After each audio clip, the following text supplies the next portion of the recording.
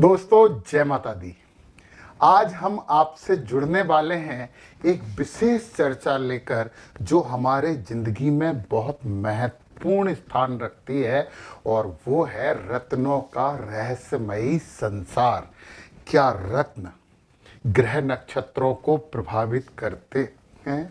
क्या रत्न हमारे कुंडली में सोए हुए ग्रह को जगा सकते हैं? हमारे कैरियर के लिए फायदेमंद हैं और हैं तो फिर हमें कौन सा रत्न पहनना चाहिए? क्या हमारी जो राशि है हम वो रत्न पहन सकते हैं?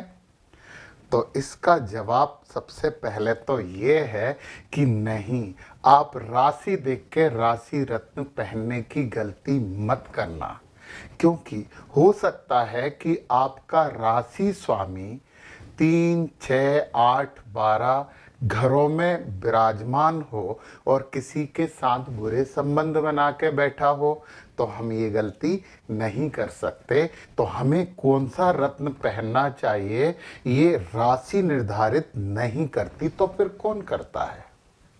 जैमिनी एक महर्षि हैं, बहुत बड़े विद्वान हैं। उन्होंने हमारी ये समस्या को सॉल्व किया और हमें हल प्रदान किया है। तो दोस्तों, आप खुद किसी भी ऑनलाइन सॉफ्टवेयर से अपनी कुंडली बना लेना, और आपको केवल ये देखना है कौन सा ग्रह कहाँ बैठा है। इससे आपको कोई मतलब नहीं है, आपको केवल ये देखना है कि कौन सा ग्रह किस घर में कितनी डिग्री पर बैठा है। अब आपका दूसरा प्रश्न ये हो जाएगा कि ये डिग्री क्या होती है? जब ग्रह परिक्रमा करते हैं, ये सब वास्तविक बातें हैं, परिक्रमा करते हैं तो पूरा जो हमारा सौर मंडल है 360 डिग्री हर ग्रह घूमता है। हर राशि में ग्रह के कुछ डिग्री होते हैं, तो किस राशि में वो ग्रह कितनी डिग्री पे आया आपके लिए सबसे ज्यादा मायने ये रखता है। वहां पे कुछ डिग्री ऐसी लिखी होंगी, ऊपर ये लगा है तो 2 डिग्री बोलेंगे, और यहाँ पे करके ऐसा लिखा है तो 14 मिनट बोलेंगे, और आगे यदि लिखा है तो 30 सेकंड बोलेंगे। तो हमें इन दोनों से मतलब है 2 डिग्री 14 मिनट, तो हमें डिग्रियां देखना है। अब दूसरा प्रश्न आपका, क्या रत्न हमें प्रभावित करते हैं? देखिए दोस्तों, जब कोई बालक जन्म लेता है तो वायुमंडल में किरणें हर ग्रह से हमारे यहाँ तक आती हैं। आप बोलोगे कि नहीं, ग्रह तो रोशनी उत्पन्न करते ही नहीं है, सूर्य महाराज अकेले करते हैं। तो जैसा देश वैसा वेश, वो सूर्य भगवान की रोशनी ग्रहों से परावर्तित होके उनके प्रभाव तक हमारे पास तक आती है, और जब बच्चा जन्म लेता है वो संपूर्ण किरणों का संयुक्त प्रभाव उसके ऊपर छप जाता है, जो कि अमिट होता है। अलग अलग ग्रह का अलग अलग रंग का प्रकाश हमारे पास तक आता है, और ये जो रत्न होते हैं ये भी प्राकृतिक होते हैं। प्राकृतिक होते हैं तो इनमें भी विभिन्न रंगों की आभाएं होती हैं, और वो रंग हमें प्रभावित करते हैं, हमें प्रेरणा देते हैं, हमें उद्वेलित करते हैं, हमें मोटिवेट करते हैं। इसलिए सबसे पहली बात तो आप ये ध्यान से सुन लें कि रत्न आपको प्रभावित करते ही करते हैं। वो बोले कि नहीं, हम रत्न नहीं मानते, ये फालतू चीजें हैं, ऐसा लोग बोल देते हैं।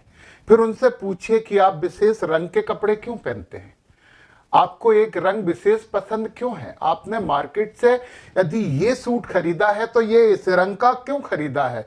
तो वो यदि बोलने इत्तेफाक से खरीदा है तो फिर उनसे कोई भी बहस करना बेकार है, क्योंकि इस दुनिया में हर व्यक्ति को कोई ना कोई रंग विशेष रूप से प्रभावित करता है। और जो रत्न, प्राकृतिक रत्न, इनसे निकली जो किरणें होती हैं ना, वो किरणें हमारे लिए उस ग्रह के प्रभाव को बढ़ा देती हैं, शुद्ध कर देती हैं, प्यूरिफाइड कर देती हैं। इसलिए रत्न हमारे जीवन में एक बहुत महत्वपूर्ण उपयोगिता रखते हैं। आपके मानने या नहीं मानने से कुछ नहीं होता।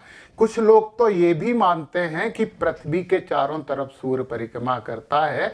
जब गैलीलियो गैलीली ने पहली बार बताया था कि नहीं, सूर्य के चारों तरफ पृथ्वी परिक्रमण करती है, तो लोगों ने उसके घर पे पत्थर फेंके थे और उसे धर्म विरोधी करार दे दिया गया था और धर्म से बाहर निकाल दिया गया था दोस्तों।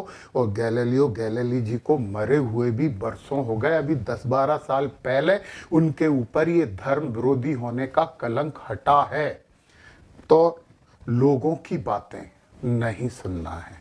हमारा मन और हमारी आत्मा, हमारा मन है चंद्रमा, हमारी आत्मा है सूर्य, हमारी ऊर्जा है मंगल, हमारा ज्ञान है गुरु, हमारी बुद्धि है बुध, हमारी मेहनत है, कर्म है, वो है शनि, और जो छद्मता हम में रहती है वो राहु है, और डिटेक्शन अध्यात्म वगैरह वाली चीज है वो केतु है। परंतु जब हम रत्नों की आज बात करने वाले हैं, ये जेमिनी पद्धति से बात करने वाले हैं, और इस पद्धति में राहु और केतु को कोई स्थान नहीं दिया गया है। तो हम 7 ग्रहों के रत्न के बारे में बात करेंगे दोस्तों, और मैं विश्वास दिलाता हूं कि जब ये आप समझ के खुद अपने लिए रत्न प्राप्त करेंगे तो उन रत्नों को पहनने से आपको निश्चित ही फायदा होगा और आप जीवन में प्रगति करेंगे, उत्तरोत्तर प्रगति। तो जेमिनी जी ने इन 7 ग्रहों को 7 भागों में विभाजित किया है, 7 भागों में बटा हुआ माना है। तो अभी मैंने आपसे बोला था कि आप अपनी कुंडली में 7 ग्रहों की जो डिग्रियां हैं वो एक कॉपी में लिख लें और ध्यान से लिख लें पूरी डिग्री है। अब आप देखिए, जो सबसे ज्यादा वाला डिग्री वाला जो ग्रह है ना दोस्तों, वो ग्रह होता है आत्मकारक। ये आपकी पर्सनालिटी का ग्रह होता है। कौन सा ग्रह? जो आपकी कुंडली में सबसे ज्यादा डिग्री लेके बैठा हुआ है ना, वो ग्रह आत्मकारक होता है। आपके जीवन का उद्देश्य इससे निर्धारित होता है, आपका जीवन का संघर्ष इससे निर्धारित होता है, और सबसे महत्वपूर्ण सीख भी आपको आत्मकारक से मिलती है। तो सबसे ज्यादा डिग्री लेके बैठे रहने वाला जो ग्रह होता है, वो ग्रह आप यहां आत्मकारक के सामने लिख लीजिए, और इस ग्रह का रत्न आप बेहिचक पहन सकते हैं। वो ग्रह 7 में से कोई सा भी हो सकता है, और ये ग्रह ये निर्धारित करता है कि आप इस जिंदगी में क्या उद्देश्य लेकर आए हैं, वो उद्देश्य भी निर्धारित करता है। यदि ये सूर्य है, आत्मकारक सूर्य है, एक एक बात ध्यान से सुनना दोस्तों, राहु के इस छद्म संसार में ये वास्तविकता वाली बातें हैं जो आपकी जिंदगी में बहुत काम पड़ने वाली हैं। तो सुनिए आप, यदि सूर्य है तो दोस्तों आप शासन करने वाले के लिए आए हो, आप लीडर बनने के लिए आए। शासन करने का मतलब केवल राजनीति से नहीं होता। जिस ऑफिस में होगे उस ऑफिस में आप हेड होगे, नहीं भी होगे तो आपका जो व्यक्तित्व होगा, जो आपकी पहचान होगी, मुखिया के जैसे होगी। यदि चंद्रमा है तो आप एक अच्छी मानसिकता, लोगों की हेल्प करने के लिए और घर परिवार में अच्छे संबंधों के लिए आए हैं। और यदि मंगल है तो आप योद्धा बनने के लिए पैदा हुए हो और ठेकेदारी वगैरह भी आप करने की सोचोगे। बुध है तो आप अच्छा व्यापार करने के लिए यहाँ पे जन्म लिया है, निश्चित ही फायदा लेंगे। और यदि गुरु है तो फिर आप ज्ञान और प्रवचन के लिए ये यहाँ पे जन्म लिया है। गुरु बनो, ज्ञान दो लोगों को। यदि शुक्र है तो फिर आप ग्लैमर वाले क्षेत्र में चले जाइए, फैशन, डिजाइनिंग, आर्ट वगैरह के लिए आपने जन्म लिया है।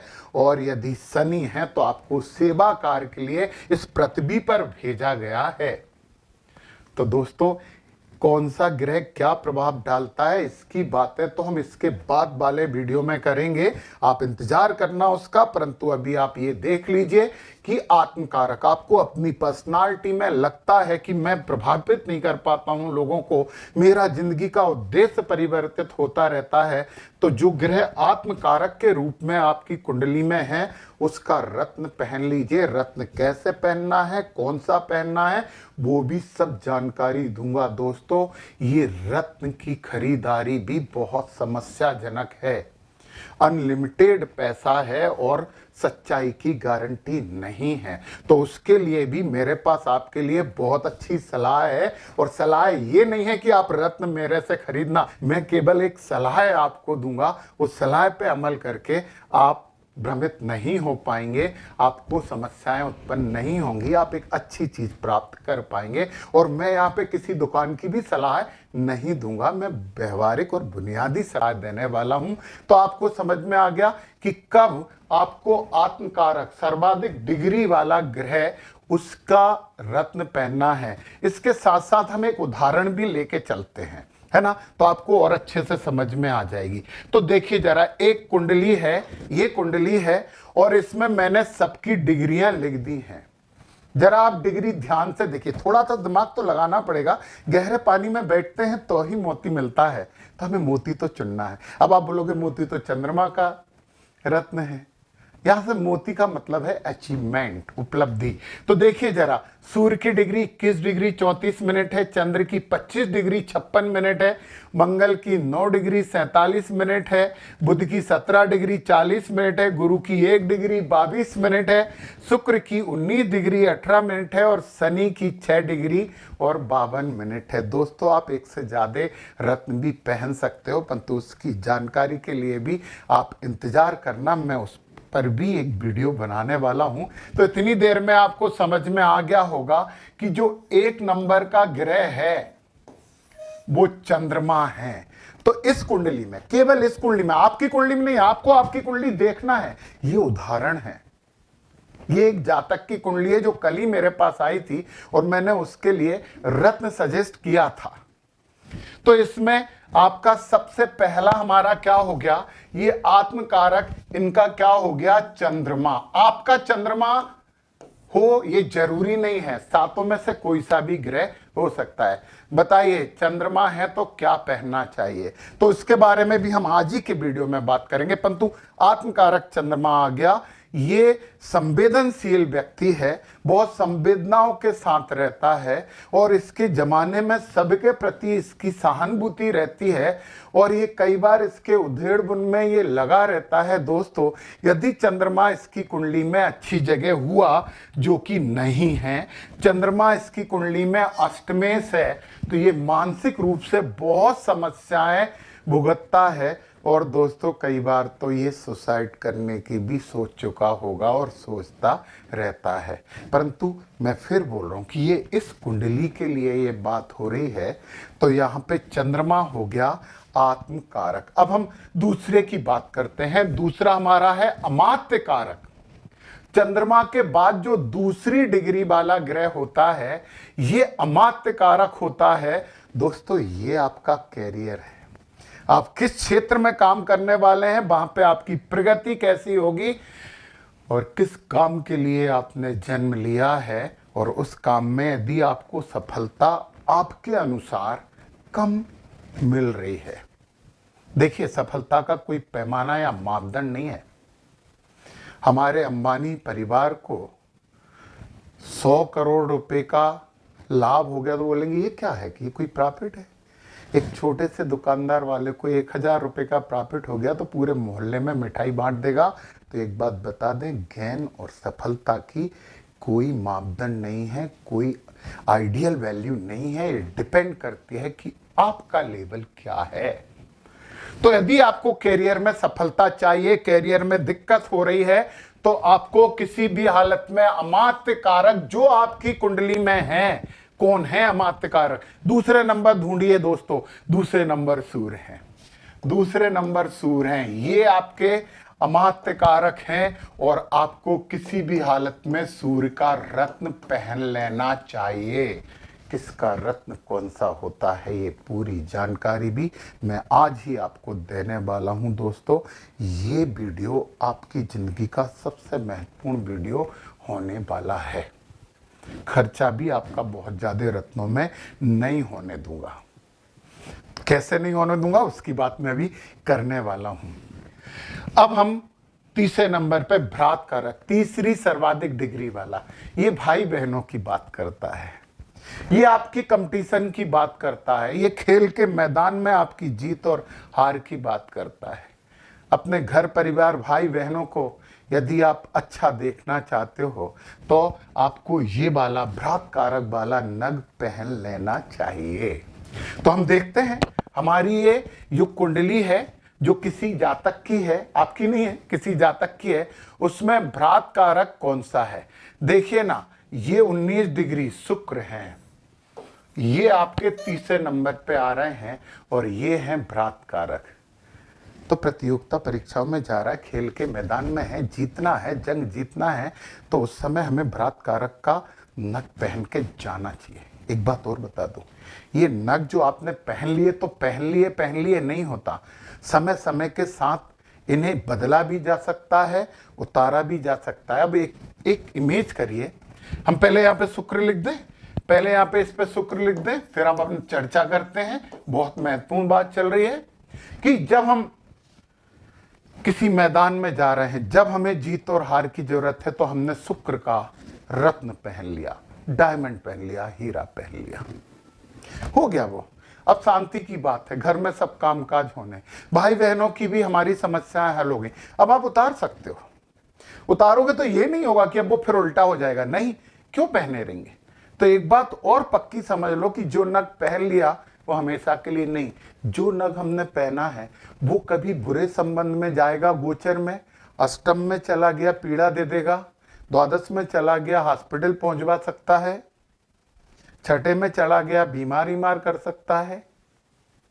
परंतु छठे, आठवें और 12वें घर के ग्रह के रत्न भी पहने जा सकते हैं। इनकी चर्चा भी मैं एक लेक्चर में करूंगा, एक वीडियो में करूंगा, आप जरूर उसे देखिए। आप मेरे चैनल को सब्सक्राइब करिए, बेल आइकन दबाइए, आपको नोटिफिकेशन मिलेगा। मैं आपको विश्वास दिलाता हूं कि आपको ऐसा कुछ भी नहीं मिलेगा कि महाविस्फोट होने वाला है, देखिए, आपको ऐसा कुछ नहीं मिलेगा, यथार्थ मिलेगा, ज्ञान मिलेगा, क्योंकि ज्योतिष विज्ञान है और मैं विज्ञान से ही संबंधित व्यक्ति हूं। तो सुनिए, अभी हमारे पास मात्र कारक आ गया। मात्र कारक ग्रह किस किस चीज को, माता का प्रतिनिधित्व करता है, अरे भूमि भवन और संपत्ति का भी प्रतिनिधित्व करता है। जब ऐसा समय आपकी जिंदगी में आ जाए कि जब भूमि भवन संपत्ति से रिलेटेड कोई काम आपको करना है, का रत्न क्यों नहीं पहनते हो, ये मात्र कारक है और चौथी सर्वाधिक डिग्री वाला है। ढूंढते हैं, थोड़ी सी मेहनत कर रहे हैं, पहली बार आपको मेहनत करना पड़ रहा है एस्ट्रोलॉजी के वीडियो देखते समय। चौथे नंबर पे देखिए कौन है, गलती नहीं होनी चाहिए, ये है चौथे नंबर पे।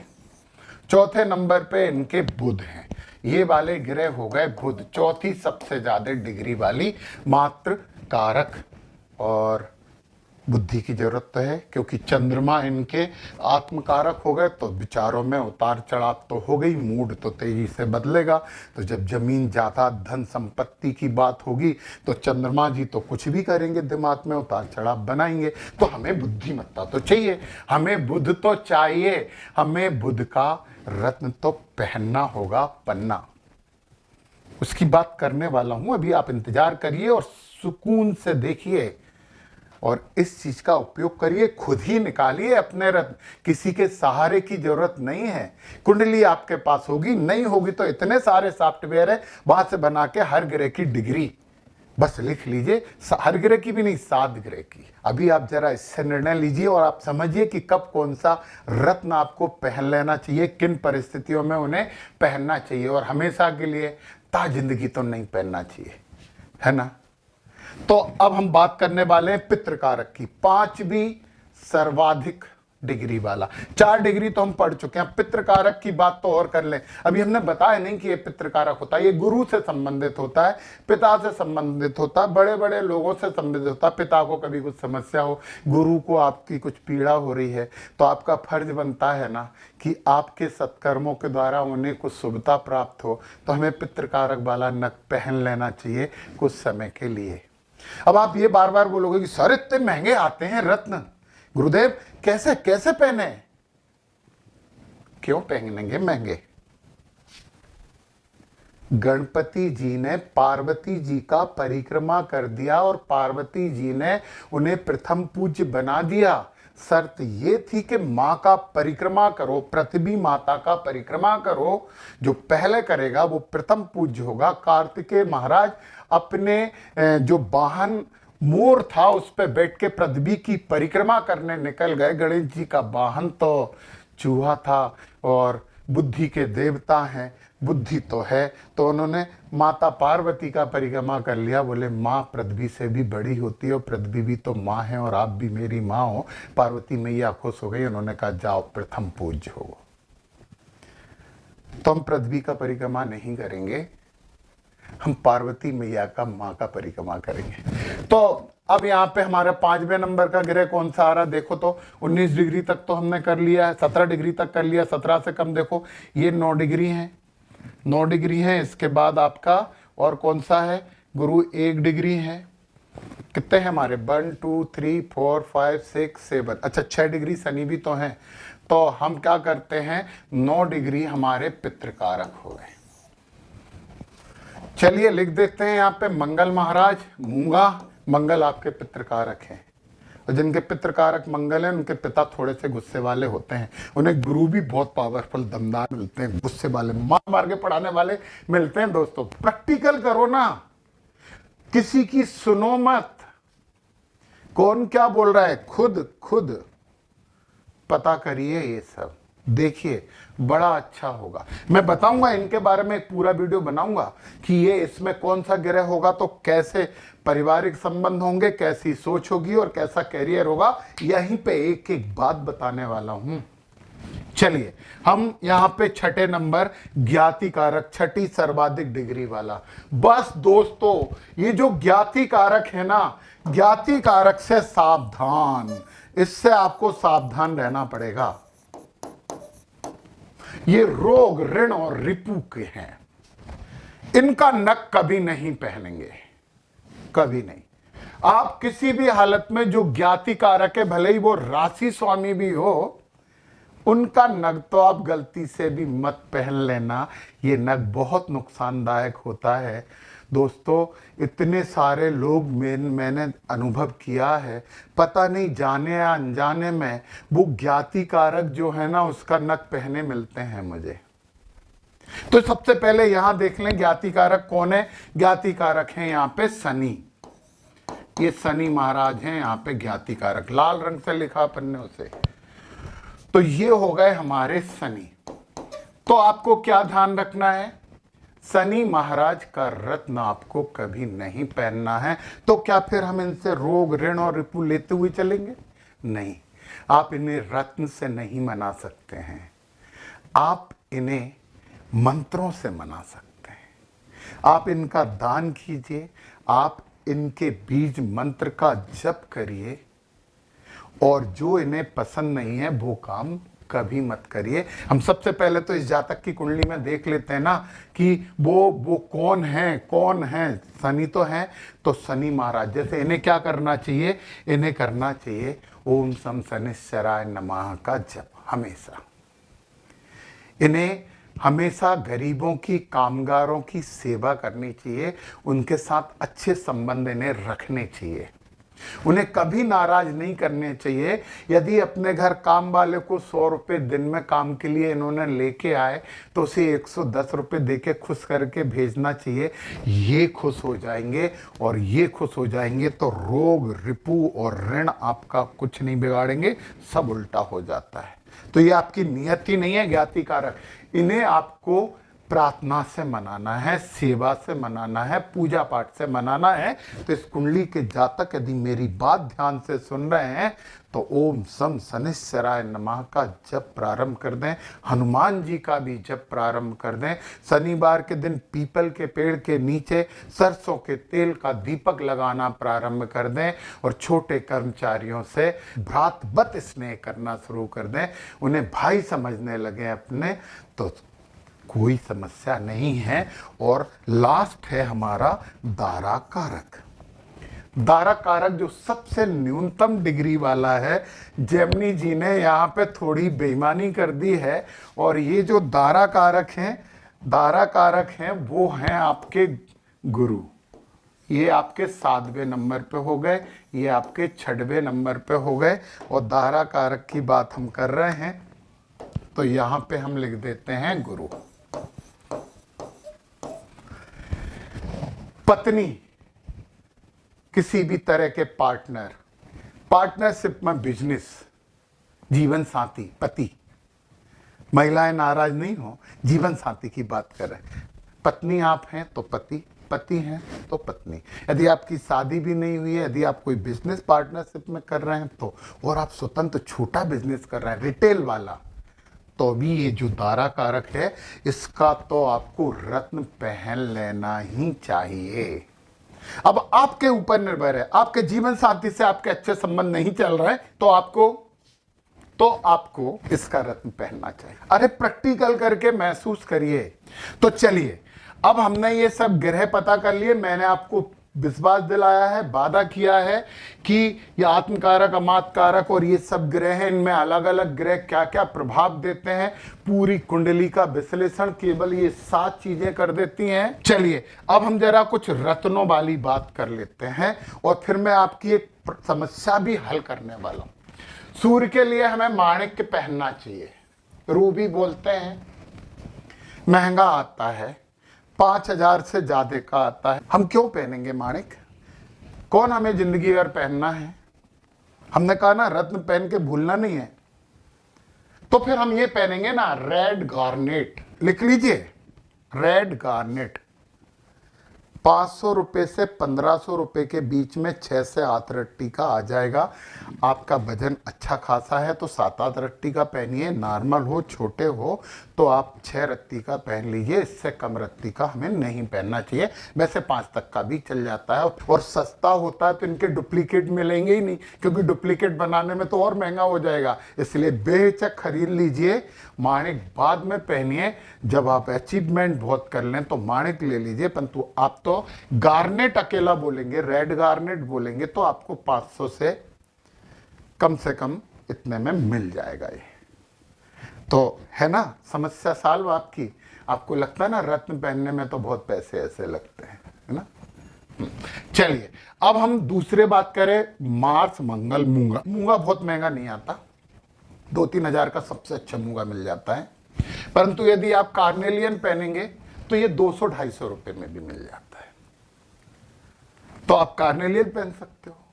फिर आपका बुध महाराज का जो है पन्ना, अच्छा पन्ना भी 5000 से ऊपर आता है। बहुत महंगा पन्ना भी नहीं होता है, परंतु पन्ना के लिए इससे भी ज्यादा बहुत अच्छा है ग्रीन टूरमलाइन। ये वाला रत्न आपको 300 रुपए में मिल जाएगा। 300 से 800 के बीच में सबसे बेस्ट और सबसे अच्छा मिल जाएगा। तो आप ये ग्रीन टूरमलाइन पहनिए। आप सर्च करेंगे नेट पे मिल जाएंगे। परंतु मेरा आपसे अनुरोध है कि आपके आसपास कहीं ये रत्न वालों की कोई दुकान है, छोटी, बड़ी पे मत जाना। छोटी दुकान है तो छोटी दुकान वाले के पास जाके टूरमलाइन बोलना और उससे कहना कि असली चाहिए, तो वो दे देगा। असली नकली तो ये वैसे भी नहीं होते, क्योंकि नकली महंगा पड़ेगा तो वो असली रहते हैं। चलिए फिर हम इसके बाद जुपिटर के पास आ जाते हैं, पुखराज, येलो सफायर। अच्छा पुखराज 30,000 से मिलता है, कम से कम 30,000 का। परंतु दोस्तों यदि आप कैपेबल हैं, आप क्षमतावान हैं, तो पुखराज एक ऐसा रत्न है जो वो भ्रात कारक हो, अमात कारक हो, मात कारक हो, जो भी कारक हो, पुखराज पहनने से कभी नुकसान नहीं होता है। ये एकमात्र रत्न है जो फायदा ही फायदा देता है और इसे इस उंगली में पहनते हैं। मैं भी कौन सी उंगली में कौन से रत्न पहनते हैं ये भी बताऊंगा और कैसे पहनते हैं उनकी बहुत सरल विधि भी बताने वाला हूं। पूरा पैकेज है आज का वीडियो, तो सुनिए। अब हमने जुपिटर की बात की, सुनहला आप ले लीजिए और ये पुखराज के बराबर ही प्रभावी है। ये 500 से 1500 के बीच में मिल जाएगा। तो सुनहला तो आप बिना ये कारक कारक देखे हुए भी पहन सकते हैं, है ना सुविधा आपको। चलिए फिर हम शुक्र के लिए जाएं तो हीरा तो आप जानते हो, मैं क्या बताऊं आपको हीरे के बारे में, डायमंड के बारे में। तो अमेरिकन वाला पहन लेना, ओपल बेस्ट है, इतना अच्छा लगता है, हीरे से भी अच्छा लगता है। वो भी 500 से लेके 1500 रुपए में बेस्ट मिल जाएगा, आप ओपल ले सकते हैं। फिर इसके बाद जिरकान भी ले सकते हो। शनि का रत्न है नीलम। अच्छा नीलम 25,000 रुपए का आता है, परंतु नीलम की जगह आप अमेथिस्ट पहनेंगे। एक एक एक जामुनिया बोलते हैं, जामुनिया जामुनिया 200 से लेके 600-700 में मिल जाएगा, आप पहन सकते हो उसे।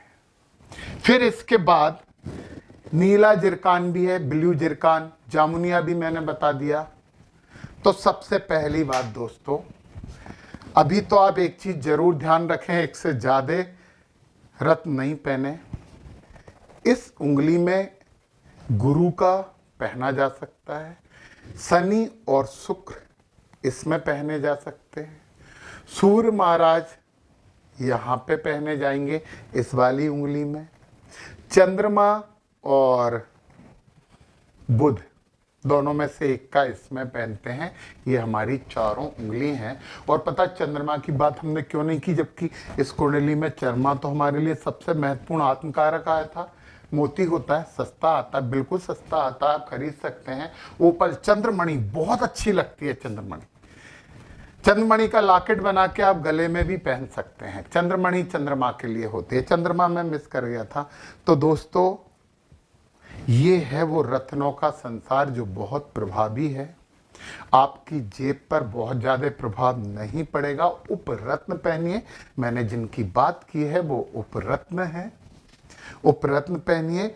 हम जिस भी ग्रह का रत्न पहन रहे हैं उसी दिन, जैसे कि यदि हमें सूर्य का रत्न पहनना है, माणिक पहनना है, माणिक का उपरत्न पहनना है, आप इतवार के दिन दूध और गंगा जल लें और उसमें वो डाल दें अंगूठी बनवा के। अच्छा, पंचधातु अष्टधातु की अंगूठियां बनवा सकते हैं। सबसे अच्छी अंगूठियां सबके लिए शुभ है, ज्यादा नहीं उसमें करो। पंचधातु और अष्टधातु, सोना चांदी इन सब की बात नहीं कर रहा, या तो पंचधातु लो या अष्टधातु लो। तो उसे माणिक को गंगा जल में डाला, दूध भी उसमें लिया, फिर निकाल के धोके अगरबत्ती से धूप दिखाएं, ओम घृणी सूर्याय नमः, ओम घृणी सूर्याय नमः का जप करें। और राहु काल नहीं हो, है ना, अच्छी चौघड़िया हो, उस चौघड़िया में आप इस उंगली में इसे पहन लें। ये सिंपल सा सादा सा तरीका है। यदि आपको पुखराज पहनना तो गुरुवार के दिन आपको काम करना पड़ेगा, इस वाली उंगली में आएगा। यदि आपको चंद्रमा का पहनना है तो सोमवार को, बुध का पहनना है तो बुधवार को, शुक्र का पहनना है तो शुक्रवार को, शनि महाराज का पहनना है तो शनिवार को। सबको यही करना है और पहनना है।